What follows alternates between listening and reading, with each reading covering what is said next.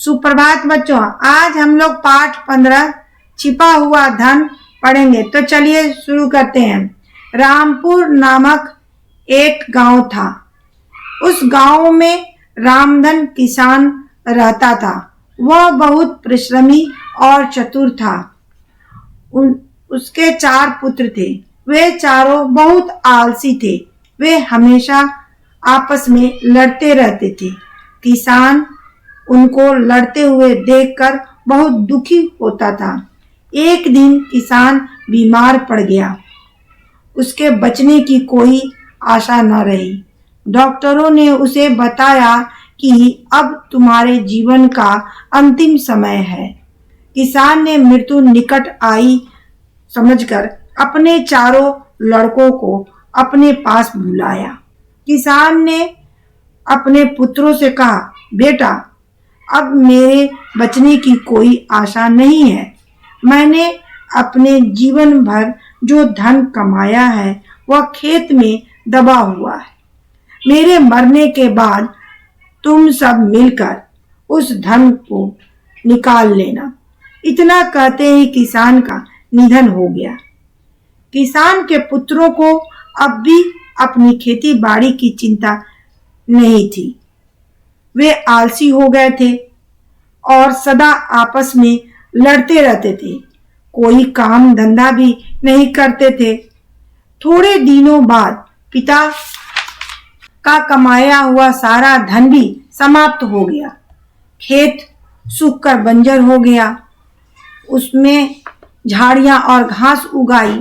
घर में खाने के लिए कुछ नहीं था। वे चारों भूखों मरने लगे।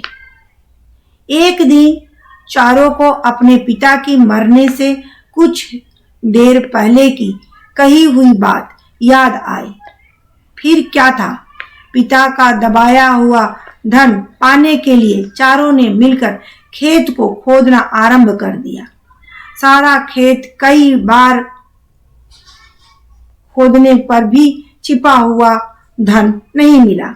अंत में चारों थक कर एक पेड़ के नीचे बैठ गए। उधर से जाते हुए एक बूढ़े आदमी ने उनसे पूछा, तुम लोग इस प्रकार उदास क्यों बैठे हो? लड़कों ने अपने पिता की अंतिम कही हुई बात उसको बताई। उस आदमी ने कहा, तुम्हारे पिताजी ने ठीक बताया था। जिस खेत में तुमने आज खुदाई की है उसमें बीज डाल दो। कुछ दिनों बाद जो फसल होगी वह आप लोगों का सच्चा व छिपा हुआ धन होगा।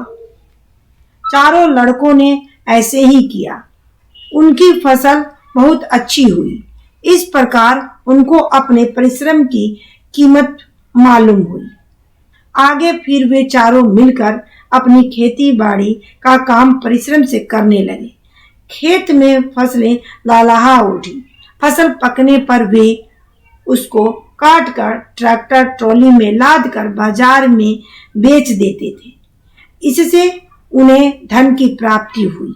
वे अब खुशी से प्यार के साथ रहने लगे।